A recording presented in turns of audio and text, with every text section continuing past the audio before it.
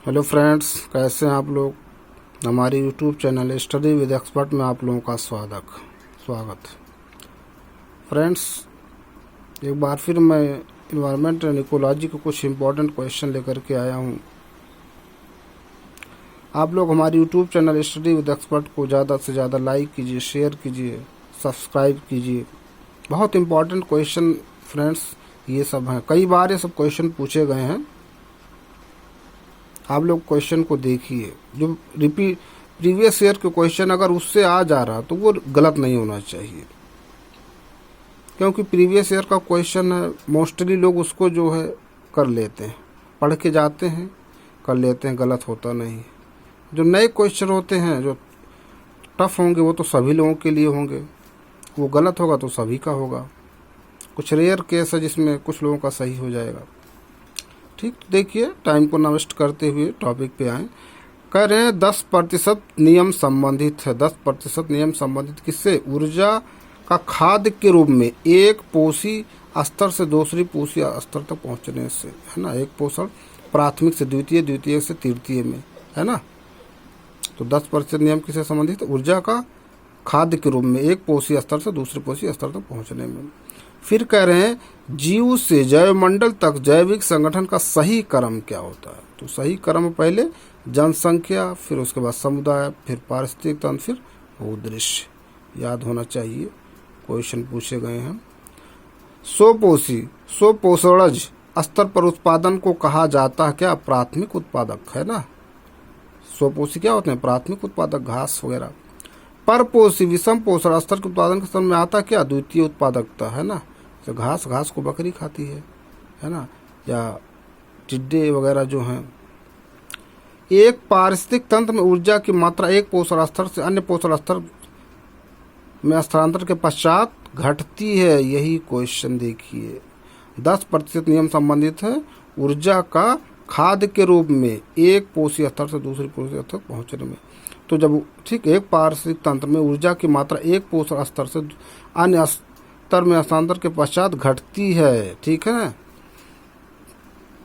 फिर करें कुछ कारणोंवश यदि तितलियों की जात स्पीशीज की संख्या में बड़ी गिरावट होती है तो इसके जो संभावित परिणाम हो सकते हैं वो क्या हैं? पौधों के परागण पर प्रतिकूल प्रभाव पड़ता है। इनके कारण बर्रों, मकड़ियों और पक्षियों की कुछ प्रजातियों की समष्टि में गिरावट हो सकती है ना। देखिए, जब कोई स्पीशीज क्या होगा, गिरावट होगी तो उससे क्या इससे परागकण पे प्रतिकूल प्रभाव पड़ता है ना। फिर बर्रों, मकड़ियों, पक्षियों की कुछ प्रजातियों की समझ में गिरावट होती है, क्योंकि उसको खाते हैं वो लोग। पारिस्थितिकी पारस्परिक संबंधों का अध्ययन है क्या? जीव और वातावरण के बीच। तो पारिस्थितिकी पारस्परिक संबंधों का अध्ययन क्या है? जीव और वातावरण के बीच का संबंध है। कह रहे हैं जीव विज्ञान की एक शाखा जिसमें जीव समुदायों तथा उनके वातावरण के मध्य पारस्परिक संबंधों का अध्ययन करते क्या कहलाता? पारिस्थितिकी। फिर कह रहे हैं अर्नेस्ट हाइकल ने पारिस्थितिकी इकोलॉजी शब्द का प्रयोग किया इकोलॉजी के नाम से, है ना। इकोलॉजी, तो इकोलॉजी शब्द का प्रयोग किसने किया? अर्नेस्ट हाइकल ने, पूछा गया है। फिर कह रहे हैं जीवधारियों के कार्बनिक और अकार्बनिक वातावरण और पारस्परिक संबंधों के अध्ययन को पारिस्थितिकी अथवा पारिस्थितिकी विज्ञान कहते हैं। यह बताता अर्नेस्ट हाइकल ने। पारिस्थितिकी की बात आएगी तो अर्नेस्ट हाइकल ने इसका ठीक शब्द का प्रयोग किया। पारिस्थितिकी प्रकृति की संरचना में प्रक्रिया का अध्ययन है, यह बताया किसने? यूजीन ओडम ने। देखिए क्वेश्चन देखिए, कर पारिस्थितिकी प्रकृति की संरचना में प्रक्रिया का अध्ययन यह बताया किसने? यूजीन ओडम ने।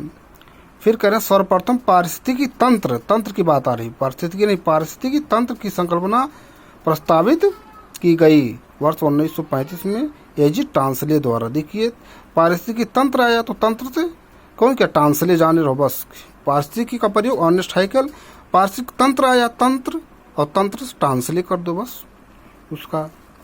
फिर पारिस्थितिकी तंत्र की विचारधारा को बायोसिनोसिस तथा माइक्रोकॉस्म कहा कार्ल मोबियस तथा फोर्ब्स ने। देखिए क्वेश्चन पूछे गए हैं। प्रकृति की एक कार्यात्मक इकाई फंक्शनल यूनिट के रूप में जानी जाती है क्या? प्रकृति की एक कार्यात्मक इकाई पारिस्थितिक तंत्र जानी जाती है। क्वेश्चन बहुत इंपॉर्टेंट देखिए। फिर क्या कह रहे हैं, पारिस्थितिकी तंत्र के संबंध में सही कथन है। पारिस्थितिकी तंत्र के संबंध में सही कथन। पारिस्थितिकी तंत्र किसी निश्चित स्थान, समय, इकाई के समस्त जीवों तथा भौतिक पर्यावरण का प्रतिनिधित्व करता है या एक कार्यशील इकाई है। इसकी अपनी उत्पादकता होती है। किसकी? पारिस्थितिक तंत्र के बारे में ये सब है। करें पारिस्थितिक तंत्र के विषय में सही नहीं है या एक बंद तंत्र होता। गलत है, ये क्वेश्चन पूछा गया, बहुत इंपॉर्टेंट। पारिस्थितिक बंद नहीं होता, ओपन होता हमेशा। पारितंत्र इकोसिस्टम शब्द का सर्वोत्कृष्ट वर्णन है जीवों, ऑर्गेनिज्म का समुदाय और साथ ही वह पर्यावरण जिसमें वे रहते हैं। किसकी बात हो रही? पारितंत्र की बात। फिर करें किसी क्षेत्र के सभी जीवधारी तथा वातावरण में उपस्थित अजैव घटक संयुक्त रूप से निर्माण करते हैं क्या? पारितंत्र का, है ना। किसका? पारितंत्र का। कृत्रिम पारितंत्र है, कृत्रिम खेत। फिर करें कृत्रिम पारिस्थितिक तंत्र है धान का खेत। देखिए क्वेश्चन पूछने का तरीका। फिर कह रहे हैं घास स्थल, वन तथा मरुस्थल उदाहरण है। क्या है ये? स्थलीय पारिस्थितिक तंत्र के, है ना। घास स्थल हुआ, वन हुआ तो मरुस्थल उदाहरण है। झील, नदियां तथा समुद्र आते हैं जलीय पारिस्थितिक तंत्र में। झील, नदियां, समुद्र जलीय पारिस्थितिक तंत्र में आते हैं। किसी निश्चित क्षेत्र में प्राणियों की संख्या की सीमा जिसे पर्यावरण समर्थन कर सकता है कहलाती है वहन क्षमता। क्या? वहन क्षमता। बिना पर्यावरण की रुकावट के प्रजनन की क्षमता कहलाती है जैविक विभव, बायोटिक पोटेंशियल। एक पद जो केवल जीव द्वारा ग्रहण किए गए दिक स्थान का ही नहीं बल्कि जीवों के समुदाय में उसकी कार्यात्मक भूमिका का भी वर्णन करता है। क्या? पारिस्थितिक कर्मता। फिर करें पृथ्वी के सर्वाधिक क्षेत्र पर फैला हुआ पारिस्थितिक तंत्र। कितनी बार पूछा गया? तो सामुद्रिक। ठीक, पृथ्वी की सर्वाधिक क्षेत्र पर फैला हुआ पारिस्थितिक तंत्र क्या है? सामुद्रिक। फिर करें पृथ्वी पर विद्यमान जल मंडल हाइड्रोस्फीयर में समुद्री जल होता है लगभग 97% भाग। समुद्री जल में सर्वाधिक व्याप्त लवण क्या है? Sodium chloride NaCl। पारिस्थितिकी संतुलन बनाए रखने में मदद करता है क्या? वनारोपण, वर्षा जल प्रबंधन तथा जैवमंडल भंडारण, ये सब। फिर कह रहे हैं वन्य जीव संरक्षण एवं पर्यावरण में व्याप्त प्रदूषण का निवारण मददगार है पर्यावरणीय संतुलन बनाए रखने में, है ना। कह रहे हैं भारत में पारिस्थितिक असंतुलन का एक प्रमुख कारण वनोन्मूलन पूछा गया। वनोन्मूलन, है ना, पेड़ पौधों को काटना। वह कार्य जिससे पारिस्थितिक संतुलन बिगड़ता है वृक्ष काटना। वही क्वेश्चन पूछने का तरीका बदल गया। फिर कह रहे हैं पारिस्थितिक तंत्र इकोसिस्टम में उच्च पोषण स्तर का स्थान प्राप्त है सर्वाहारी ओमनीओरस को। उच्चतम पोषण स्तर किसको प्राप्त है? सर्वाहारी ओमनीओरस को। पारिस्थितिक तंत्र एक जीवीय संगठक नहीं है, वायु। पारिस्थितिकी तंत्र का एक जीवीय संगठक नहीं, क्या? वायु। पारिस्थितिक निकाय में ऊर्जा का प्राथमिक स्रोत क्या? सौर ऊर्जा, बहुत इंपॉर्टेंट। पारिस्थितिक निकाय में ऊर्जा का प्राथमिक स्रोत सौर ऊर्जा, इसी से, है ना, भोजन वगैरह पेड़ पौधे बनाते हैं। पारितंत्र में खाद्य श्रृंखलाओं के संदर्भ में जिस प्रकार के जीव अपघटक जीव कहलाते हैं कवक जीवाणु। देखिए कवक जीवाणु है, वायरस नहीं। अपघटक वे होते हैं जो अपक्षय या सड़ने की प्रक्रिया को तेज करते हैं जिससे पुनः चक्रीकरण हो सके पोषक तत्वों का, है ना, पोषक तत्वों का। फिर कह रहे हैं निर्जीव कार्बनिक तत्वों को अकार्बनिक यौगिकों में तोड़ते हैं अपघटक, डिकम्पोजर, है ना।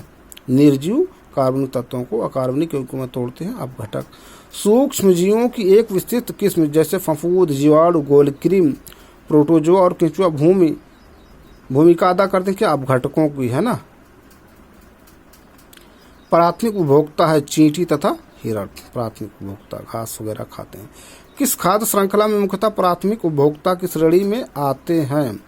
कह रहे हैं किसी खाद्य श्रृंखला में मुख्यतः प्राथमिक उपभोक्ता की श्रेणी में आते हैं शाकाहारी प्राणी। अपघटक, डिकम्पोजर तथा प्राथमिक उपभोक्ता दोनों की श्रेणी में आती है चींटी। देखिए कितना इंपॉर्टेंट क्वेश्चन, क्योंकि चींटी क्या करती है? वो अपघटक है क्योंकि वो प्राथमिक उपभोक्ता और क्या करती है? सड़े गले को भी खाती है। वे जीवधारी जो अपना भोजन प्राथमिक उत्पादकों हरे पौधों से प्राप्त करते हैं कहलाते हैं प्राथमिक उपभोक्ता। खाद्य श्रृंखला फूड चेन में मानव है प्राथमिक तथा द्वितीय उपभोक्ता। शाक सब्जियों का सेवन करने पर मनुष्य प्राथमिक भोक्ता, जबकि मांस भक्षी होने पर श्रेणी में आएगा द्वितीय उपभोक्ता, है ना। समुद्री वातावरण में मुख्य प्राथमिक उत्पादक होते हैं क्या? फाइटोप्लैंक्टन्स। समुद्री वातावरण में मुख्य प्राथमिक उत्पादक क्या होता है? फाइटोप्लैंक्टन्स। पारिस्थितिक तंत्र के जैविक घटकों में उत्पादक घटक हैं हरे पौधे। फिर करें, हरे पौधे सूर्य के प्रकाश का उपयोग करके अपना आहार स्वयं निर्मित करते हैं प्रकाश संश्लेषण की विधि द्वारा। प्रथम पोषक स्तर के अंतर्गत आते हैं क्या? हरित पादप। पौधे हरे रंग के लवक क्लोरोफिल की सहायता से करते हैं प्रकाश संश्लेषण। जीवित घटकों में शामिल होने के कारण पारिस्थितिक तंत्र से संबंधित है क्या? हरे पौधे। एक घास स्थलीय पारिस्थितिक तंत्र के खाद्य श्रृंखला में विभिन्न घटकों का सही क्रम, पहले घास, टिड्डा, मेढक, सर्प, है ना। तो घास क्या? उत्पादक, टिड्डा प्राथमिक उपभोक्ता, मेढक द्वितीय उपभोक्ता, सर्प तृतीय उपभोक्ता। घास को खाएगा टिड्डा, टिड्डा को खाएगा मेढक, मेढक को खाएगा सर्प। फिर कह रहे हैं, ऐसे पदार्थ जिनके ऑक्सीकरण के पश्चात जीवधारियों को ऊर्जा प्राप्त होती है कहे जाते हैं खाद्य। जीवों द्वारा ऊर्जा का प्रवाह होता है एक दिशीय, यूनिडायरेक्शनल, बहुत इंपॉर्टेंट है। जीवों द्वारा ऊर्जा का प्रवाह क्या होता है? यूनिडायरेक्शनल, एक दिवसीय। आहार श्रृंखला का निर्माण करते हैं घास, बकरी तथा मानव। जीव भार का पिरामिड जिस पारिस्थितिक तंत्र में उलट जाता है वह है तालाब। बहुत इंपॉर्टेंट क्वेश्चन, कितनी बार पूछा गया फ्रेंड, देखिएगा। करें, जीव भार का पिरामिड जिस पारिस्थितिक तंत्र में उलट जाता है वह क्या है? तालाब। फिर करें, पारिस्थितिक तंत्र के विभिन्न स्तरों के प्रति इकाई क्षेत्र में उपस्थित जीवभार के रेखा चित्रीय निरूपण को कहते हैं जीवभार का पिरामिड। स्थलीय पारिस्थितिक तंत्र में जीवभार का पिरामिड होता सीधा। देखिए क्वेश्चन, अगर जल में है, ठीक, अगर जल में है तो उसमें क्या होता है? उलट जाता है ना। कह रहे हैं जीवभार का पिरामिड जिस पारिस्थितिक तंत्र में उलट जाता है वो क्या? तालाब। तो तालाब में जीवभार का पिरामिड उलट जाता है, लेकिन सीधा किस में हो जाता? स्थलीय पारिस्थितिक तंत्र में सीधा होता। दोनों क्वेश्चन देखिए, समझिएगा, ठीक। पारिस्थितिक तंत्र में डीडीटी का समावेशन होने के बाद किस एक जीव में उसका संभवतः अधिकतम सांद्रण प्रदर्शित होगा? सांप में, है ना, देख रहे हैं डीडीटी है ना, कीटनाशक है, ठीक। तो सबसे ज़्यादा किस में होगा? सांप में उसका सांद्रण। जब कुछ प्रदूषक आहार श्रृंखला के साथ सांद्रता में बढ़ते जाते हैं और ऊतकों में जमा हो जाते हैं तो इस घटना को कहते हैं जैविक आवर्धन, बायो मैग्निफिकेशन। बहुत इंपॉर्टेंट, देखिए इसकी डिफिनीशन क्या कह रहे हैं।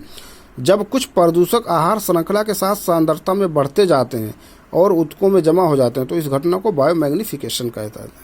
प्रदूषक है ये।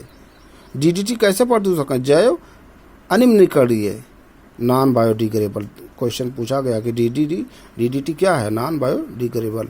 पारिस्थितिक मित्र नहीं है क्या? यूकेलिप्टस पारिस्थितिक मित्र नहीं है, क्योंकि बहुत वाटर को जो है सोखता है ये। यूकेलिप्टस को उसकी अत्यधिक जलग्रहण शक्ति के कारण घोषित किया गया क्या?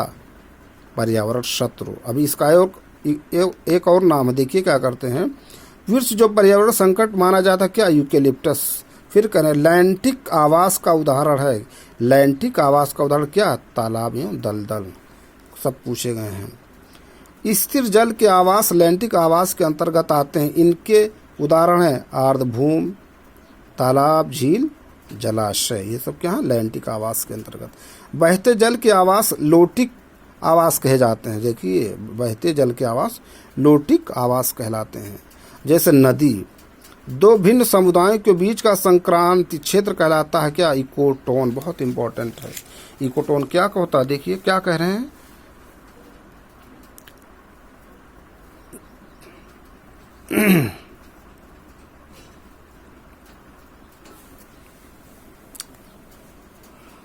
कह रहे हैं तो दो भिन्न समुदायों के बीच का संक्रांति क्षेत्र क्या कहलाता है? इकोटोन। सर्वाधिक अस्थायी पारिस्थितिक तंत्र है महासागर। कितनी बार क्वेश्चन पूछा गया। सबसे अस्थायी पारिस्थितिक तंत्र है समुद्र। देखिए दोनों में क्या कह रहे हैं। सर्वाधिक अस्थायी पारिस्थितिक तंत्र, सर्वाधिक अस्थायी पारिस्थितिक तंत्र महासागर, और सबसे अस्थाई पारिस्थितिक तंत्र क्या है? समुद्री, दोनों है ना, दोनों में डिफरेंस देखिए क्या है। सर्वाधिक अस्थाई पारिस्थितिक तंत्र महासागर, सबसे अस्थाई पारिस्थितिक तंत्र वो क्या है? समुद्र। पारिस्थितिक तंत्र में तत्वों के चक्रण को कहते हैं जैवभू रासायनिक चक्र, कितने बार सब पूछे गए हैं। जल चक्र को ओडम ने सम्मिलित किया है गैसीय चक्र में, जल चक्र को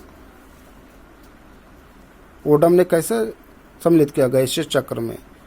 पारिस्थितिकी संतुलन से संबंध नहीं है औद्योगिक प्रबंधन। पारिस्थितिकी अस्थायी मितव्यता है या जिस आंदोलन का नारा है चिपको आंदोलन। नर्मदा नदी के ऊपर बनाई जा रही बहुउद्देशीय बांध परियोजना को रोकने के लिए चलाया गया आंदोलन नर्मदा बचाओ आंदोलन।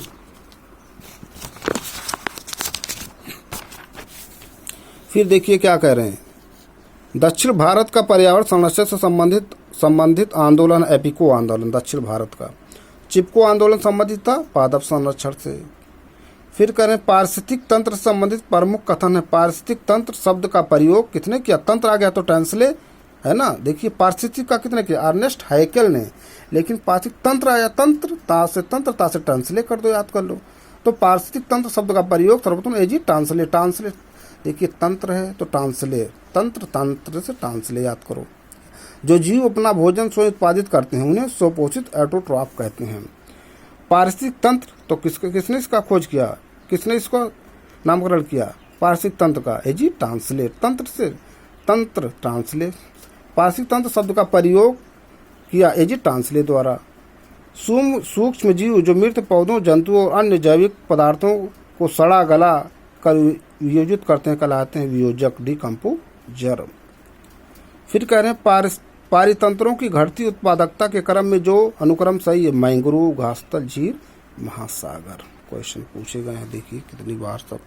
अधिक विविधता वाले पारितंत्र की उत्पादकता भी होगी अधिक। देखिए अधिक विविधता वाले पारितंत्र की उत्पादकता भी अधिक होगी। खाद्य श्रृंखला उस क्रम का निदर्शन करती है जिसमें जीवों की एक श्रृंखला एक दूसरे के आहार द्वारा होती है पोषित। फिर करें पारिस्थितिक तंत्र में ऊर्जा का अंतरण क्रमबद्ध स्तरों की एक श्रृंखला में होता है जिसे कहते हैं खाद्य श्रृंखला। जैवमंडलीय पारिस्थितिक तंत्र में ऊर्जा का प्रवाह होता है एक दिशीय यूनिडायरेक्शन। कितनी बार देखिए, बहुत इंपॉर्टेंट। फिर अगला देखिए, और ऊर्जा का ना तो सृजन हो सकता है और ना ही उसे नष्ट किया जा सकता है, या एक स्वरूप से दूसरे स्वरूप में परिवर्तित हो सकती है ऊष्मागति के पहले नियम के अनुसार। हर पोषण स्तर पर उपलब्ध ऊर्जा की मात्रा घटती जाती है, वही 10% का नियम है ना। जो विभिन्न पारिस्थितिक तंत्रों में उत्पादकताओं की सकल उत्पादकता का ही शाकाहारियों द्वारा स्वांगीकृत हो पाता है, लगभग 10% भाग है ना। देखिए 10% का नियम पढ़े थे हम लोग। सर्वप्रथम गहन पारिस्थितिकी, डीप इकोलॉजी शब्द का प्रयोग किया गहन पारिस्थितिकी अर्नीज नेश ने। देखिए ये सब क्वेश्चन पूछे गए हैं। पारिस्थितिक निशे आला की संकल्पना को प्रतिपादित किया ग्रीनेल है ना। पारिस्थितिक निशे को ग्रीनेल ने।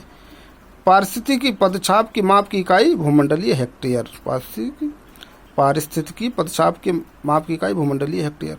एक मनुष्य के जीवन को पूर्ण रूप से धारणीय करने के लिए आवश्यक न्यूनतम भूमि को कहते हैं पारिस्थितिकी पदछाप। फिर कह रहे हैं अविवेकशील जीवन शैली जिसमें पारिस्थितिक तंत्र के घटकों यथा जल, ऊर्जा इत्यादि का आवश्यकता से अधिक दोहन किया जाता है, बढ़ा देती है पदछाप के आकार को। फिर क्या कह रहे हैं, भारतीय वन्यजीव संरक्षण अधिनियम लागू किया गया वर्ष 1972 में। पर्यावरण संरक्षण अधिनियम पर्यावरण के संरक्षण एवं सुधार के लिए लागू किया गया 1986। फिर देखिए जनजातियों एवं अन्य पारंपरिक वन निवासियों के वन अधिकारों को मान्यता अधिनियम लागू किया गया दिसंबर 2006 में।